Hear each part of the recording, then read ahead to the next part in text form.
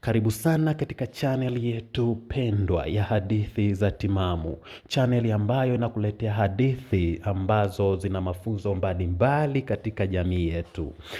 Usisahau kushare, kulike na kucomment katika video zetu. Lakini pia kubwa zaidi usisahau kusubscribe ili uwe wa kwanza kupokea notification pale ambapo tunatuma hadithi mpya. Leo ninakuletea hadithi nzuri ya kijana mmoja aliyefanya mapenzi na mama yake ili awe tajiri. Hadithi hii inaenda kwa jina la Kivuli cha Utajiri. Kulikuwa na kijiji kimoja masikini kilichoitwa Mwangaza, ambapo aliishi kijana aitwaye Amani pamoja na mama yake, Mama Rehema. Maisha yao yalikuwa magumu kiasi kwamba siku nyingi walilala njaa na mavazi yao yalikuwa yamechakaa kuliko matumaini yao. Mama Rehema alikuwa mwanamke mwenye akili nyingi, lakini moyo wake ulikuwa umejaa tamaa iliyozaliwa na mateso ya muda mrefu. Siku moja Mama Rehema alimuita Amani usiku wa manane na kumwambia siri kubwa aliyoirithi kutoka kwa mababu zao.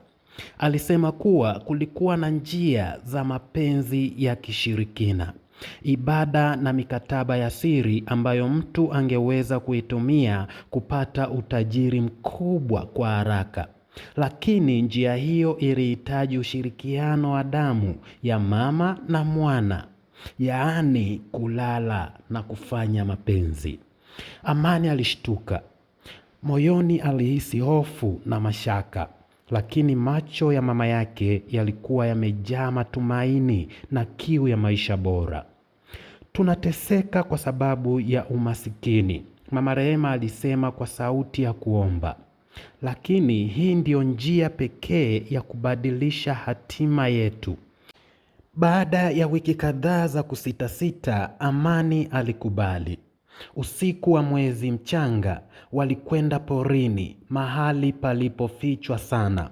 Walifanya mapenzi ya kishirikina kama walivyoelekezwa, wakitamka maneno ya ajabu na kutoa viapo vya kutunza siri hiyo milele. Siku chache baadaye maisha yao yalianza kubadilika. Walipata pesa kwa njia zisizoeleweka. Biashara zao zilifanikiwa ghafla na nyumba yao ya udongo ilibadilika kuwa jumba la kifahari. Kijiji kizima kilishangaa mabadiliko yao ya ghafla.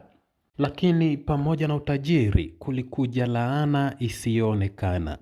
Amani alianza kupoteza amani ya moyo. Alisumbuliwa na ndoto mbaya kila usiku, akimwona mama yake akilia huku utajiri ukigeuka kuwa damu mikononi mwake. Mama Rehema naye alianza kuugua maradhi ya ajabu, huku tabasamu lake likitoweka siku hadi siku. Hatimaye siku moja mchawi aliyewasaidia aliwatembelea na kuwaambia ukweli mchungu.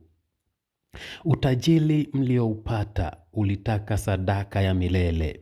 Mama Rehema naye alilia kwa uchungu, akigundua kuwa tamaa yake ilikuwa imeharibu uhusiano wake wa asili kati yake na mwanawe.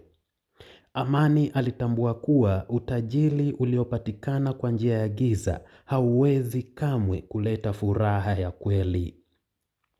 Mwisho wa yote waligawa mali yao, wakarudi kwenye maisha ya kawaida. Maskini lakini wakiwa huru. Amani akaapa kamwe kutotafuta utajiri kwa njia potofu. Na Mama Rehema akabaki na somo moja kubwa. Utajiri wa haraka unaweza kununua mali, lakini hauwezi kununua amani ya moyo. Asante sana ndugu msikilizaji kwa kuwa pamoja nasi tokea mwanzo wa kisa hiki mpaka mwisho wake. Nina imani umejifunza jambo moja kubwa sana ambalo litakusaidia katika maisha yako. Usisahau kushare, kulike na kukomenti katika video yetu. Lakini pia kubwa zaidi usisahau kusubscribe ili uweze kupokea hadithi zaidi pindi tutakapozituma.